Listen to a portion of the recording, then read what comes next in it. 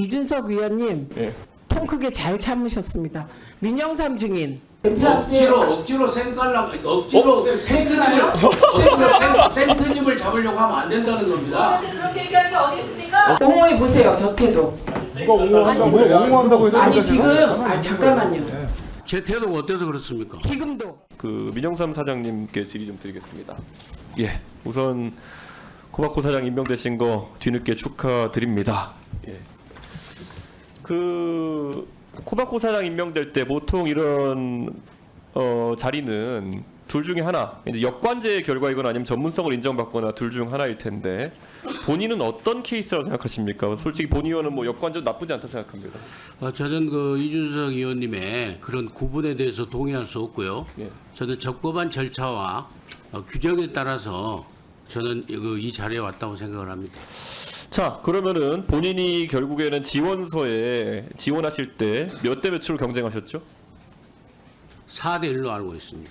그 중에서 두 분은 코바코 경력자시죠? 그건 전 잘 모르겠습니다. 다른 분들은 전 잘 모르겠습니다. 예, 아마 그분들은 조금 더 업무에 전문성이 있는 분들일 거고, 민영삼 사장님의 지원서를 보시면은 운영 방침이나 주요 사업 계획을 보면은 운영 방침에는 윤석열 정부의 국정 철학을 충분히 이해하고 있다라고 하셨는데 윤석열 정부의 국정 철학이 뭐죠? 그건 그 정부 정책에 다 구현되는 걸로 보는데요. 한마디로 보고 얘기할 수는 없다고 생각을 합니다. 윤석열 정부의 국정 철학을 제가 말씀드린 좀 웃기긴 한데 이념과 편향을 극복하고 공정과 상식에 맞게 대한민국을 변화시킨다가 국정 철학입니다. 동의하십니까? 그건 알고 있습니다. 왜 답변 안 하셨죠? 그 부분을 묻는 게 아닌 것 같아서 예, 질의하시는 게 본 아닌 의원이 것 같아요. 질의하는 거에 대해서 지금 굉장히 뭐 정치적으로 고단수를 쓰시면서 답변한다 생각하지 마시고 고단수 안 씁니다. 그러니까 말씀만 하시면 됩니다. 지금 계속. 자, 그러면 저희가 준비한 슬라이드를 한번 보겠습니다. 예. 과거에 민영삼 사장이 결국 사장 되시기 전에 방송 많이 하시고 이랬는데요. 거기 보면은 각가지 인물에 대한 평가를 하셨는데요. 예전에 민주평화당의 전남도지사 후보로 나가신 적이 있습니까? 예, 그렇습니다. 나라는 문재인, 전남은 민영삼이라는 구호를 쓰신 적 있습니까? 예, 그래서 저건 그 초안이었습니다. 예, 그래서 문재인 대통령의 그 당시 국정 철학은 뭐였습니까? 저 모르고 저건 초안이어서 폐기됐습니다. 예. 어쨌든 근데 그 당시에 문재인 대통령에 대해 가지고 호감을 갖고 계셨습니까? 저 초안은 왜 만들어진 거죠, 그러면? 초안에 검토하는 과정에서 광고 기획사에서 만들어서 왔길래 나는 이게 아니다. 나는 그때 그 문재인 전 대통령이 소속해 있는 민주당이 아니라 22년간 활동했던 민주당을 떠나서 민주평화당의 그 저기는 그 적을 두고 그러면 있었어요. 저 슬라이드에 보면요. 노무현 대통령과 문재인 대통령에 대해 가지고 굉장히 부정적인 평가를 하시군요. 15년 전 노무현과 문재인이 대한민국을 얼마나 망쳐놓고 거덜냈는지 알려주시길 간곡히 호소한다 이런 말씀하신 적 있습니까? 저는 기본적으로 노무현 정부에 있어서 공과가 있다고 생각을 해요. 저는 그래서 근데 이번에 공은요. 보면, 예, 알겠습니다. 예, 사장으로 하실 때, 사장으로 지원하실 때 결국 뭐 아까 역관제 그 영역인지 전문성인지 모른다 하셨는데 제가 봤을 땐 전문성은 없으시거든요. 그래서 역관제 영역이라 생각하는데 이 부분에서 강조하신 것을 보면은 사실 정무적 역할을 강조하셨어요. 주요 사업 계획에 보면요. 구체적으로 뭐 하겠다보다 국회와 관련 부처를 설득하여 디지털 시대의 코바코의 위상을 확립하겠다고 하셨는데 노무현도 문재인도 부정하고 그리고 과거에 방송하신 거 보면 조국도 안 좋아하시는 것 같고 혹시 진보당 좋아하십니까? 누구요? 진보당은 좋아하십니까? 좋아하고 안 하고 제가 답변할 사항은 아닌 것 같습니다. 그럼 과거에 보면은 윤석열 캠프에서 활동하신 이력이 있다는 것이 이번에도 보도됐는데 윤석열 후보 캠프에서 어떤 역할을 하셨죠?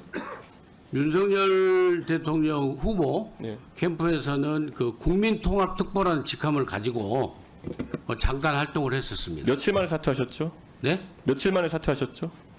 그 확실히 기억이 안 납니다. 나흘 만에 사퇴하셨습니다. 그때 어떤 발언 때문에 사퇴하셨죠? 그때 그냥 자진 사퇴를 했습니다. 어떤 발언 때문이 아니라. 이따가 나중에 다 띄워드릴 수 있습니다. 이준석 사퇴해라, 이준석 무건수행해라 이런 말들 계속 올렸다가 윤석열 캠프에 세촉되셨죠? 그건 그게 사퇴하고 연관이 되어 있는지는 모르겠으나 저는 그 제 개인 페이스북에 그 답변을 올렸던 건 사실입니다. 본인이 사퇴했는데 어떤 이유로 사퇴했는지 모른다고 말씀하시는 게 말이 됩니까? 그때 당시에 제가 사퇴한 이유는요. 윤석열 대통령 예비 후보 윤석열 대통령 예비 후보가 원만하게 활동을 할 수 있도록 그 캠프에 그러니까 그 조직 활동을 이따가 위해서 제가 띄워드릴게요, 자진 그러니까. 사퇴한 거예요. 이따 뛰어 이렇게 사고 쳐놓고 그다음에 사퇴하신 건데 그런데 그 이력이 지금 사실 바탕으로 해가 정무적 역할 하시겠다 그러면은 노무현 문재인도 부정하고 개혁신당하고 이준석도 싫어하고 조국 대표도 별로 안 좋아하시는데 방송 보면은 그럼 누구랑 정무적 역할 하시려고 하시는 겁니까?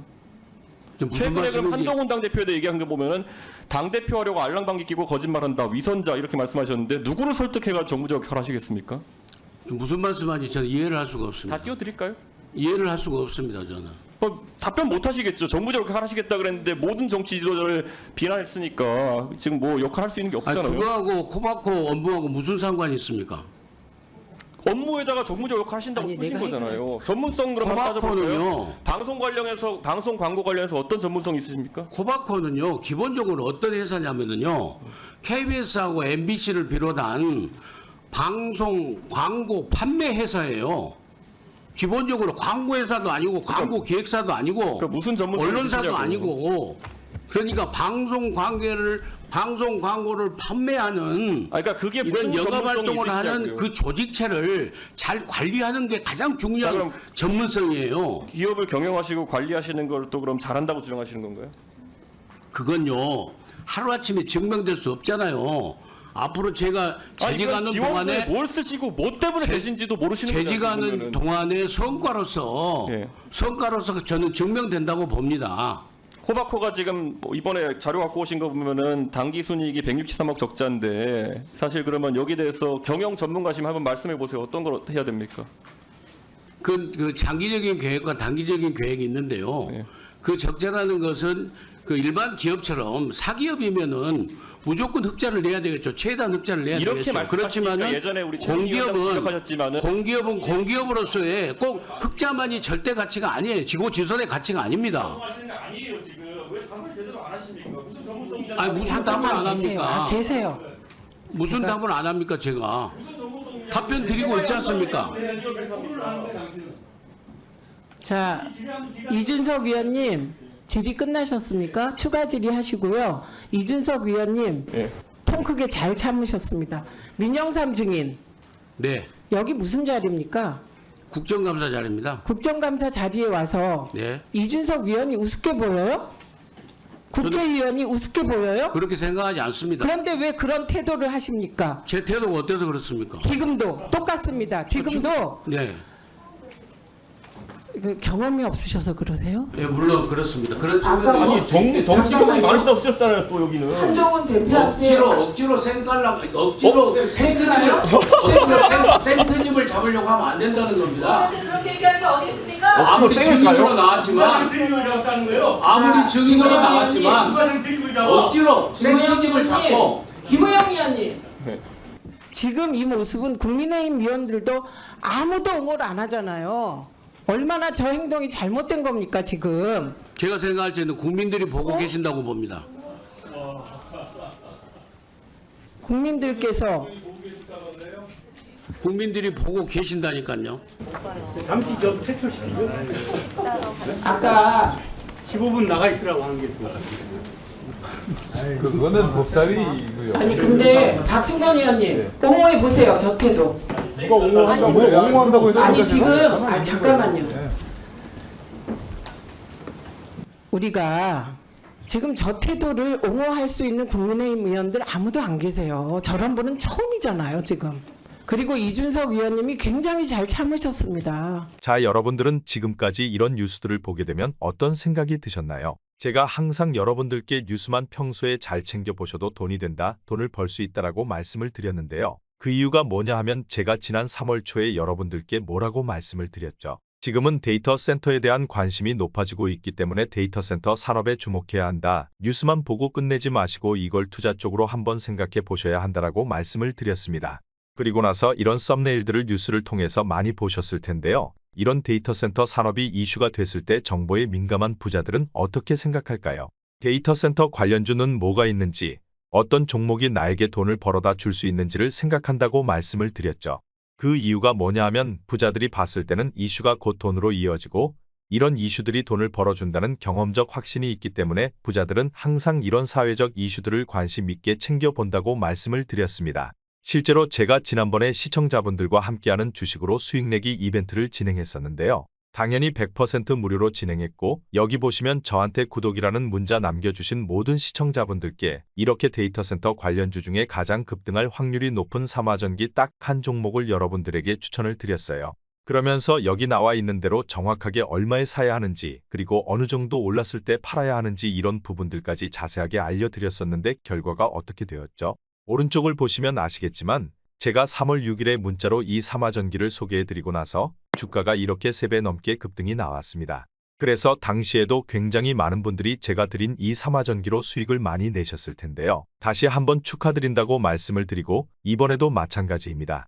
최근에 이슈가 되고 있는 게 에너지 신산업인데 시간이 지날수록 에너지 신산업에 대한 관심이 증폭되고 있기 때문에 관련 종목들이 부각받을 수밖에 없습니다. 그럼 그 중에서도 에너지 신산업에서 대장주가 될 한 종목에 돈이 몰릴 것이다라고 당연히 우리가 이쪽으로 생각해야 한다는 것인데요.